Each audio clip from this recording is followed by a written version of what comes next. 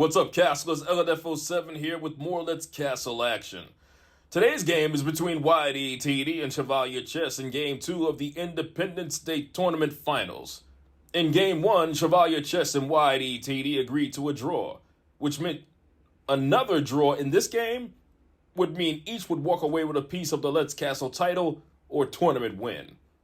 I don't think either of them wanted that, as both wanted to prove they were the superior player in the club.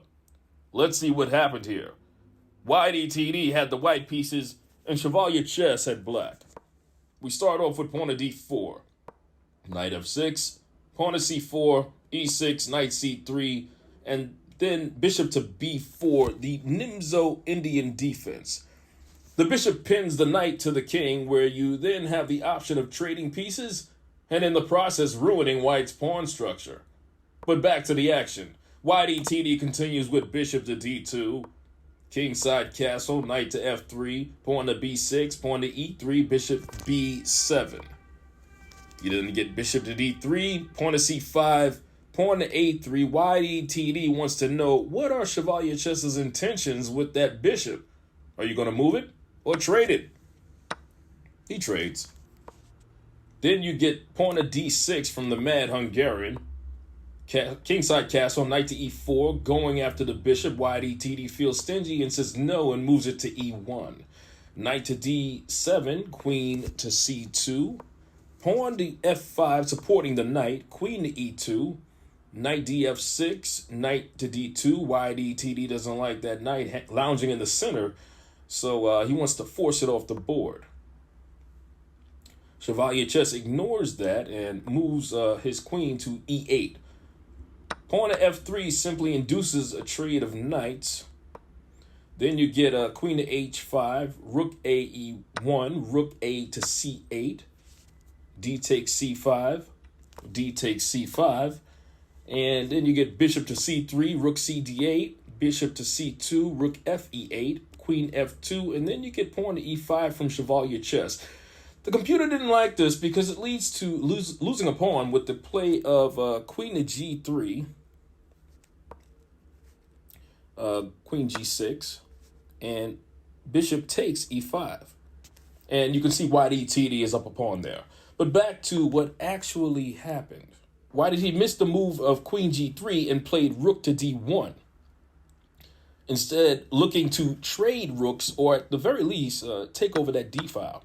Schevalierchess obliges and trades rooks. And then he plays pawn to e4. The engine also did not like this again because Schevalierchess is going to be down a pawn after he targets the rook with a bishop to a4. After he moves his rook, Ydtd would then trade off the bishops for the knight. And then swing that rook up to the 7th Avenue. And after that bishop moves, you pick up that pawn on a7. But Ydtd goes immediately back to the action. Ydtd goes immediately for the trade. Then pushes the pawn up to f4. Queen f7 is played by Schevalierchess, targeting the hanging pawn.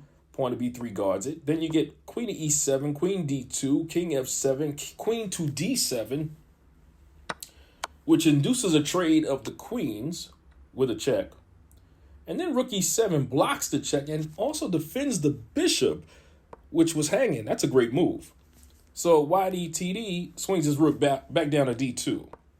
The game continues with king to e6, king f2, both players bringing their kings into the action. Rook to d7, then you get a trade of rooks.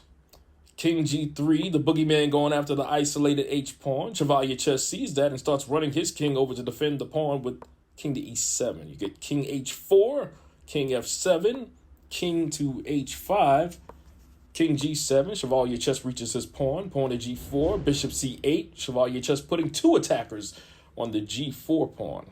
Then you get bishop to d7.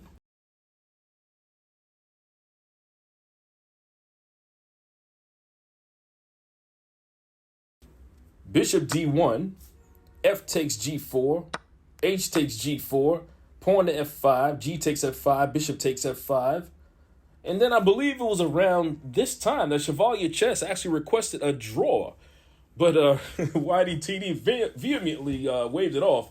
So they played on king to g4, g5, excuse me, bishop h3, king h4, bishop f1, king to g5, because now you can have thoughts of easing your way in and snagging that weak e4 pawn with the play of pawn to a5, king f5, pawn a4,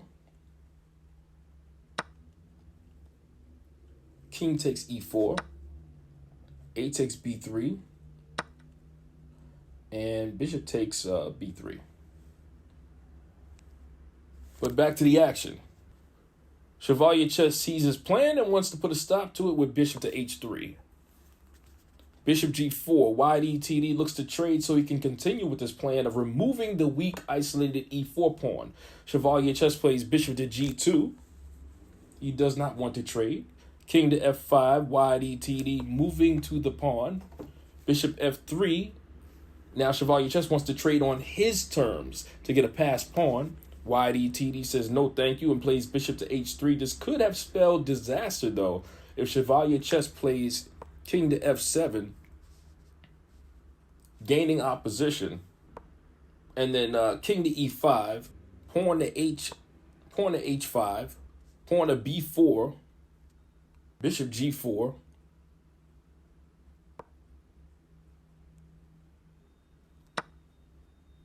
bishop takes g4, h takes g4. Schevalierchess now has the passed g-pawn, and this would be an interesting line. But getting back to what actually happened, Schevalierchess did not play king to f7. Instead, he played pawn to a5. So Ydtd continued with king to e5, bishop to d1.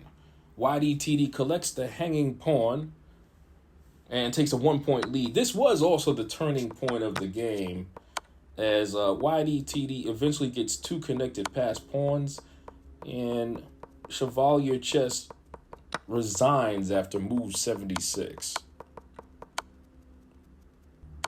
However, I want to go back to move 66, where Ydtd played king g3. Let's go back. Right here. So see, Schevalierchess has this passed pawn, and Ydtd chases it and plays king g3. Now, Schevalierchess missed a chance to at least play for a draw instead of losing. He played king g7, which sealed his fate. If he would have offered a bishop trade, instead played bishop c2, of course, Ydtd would not accept, because that would lead to promotion. So he plays bishop to d5, let's say, instead.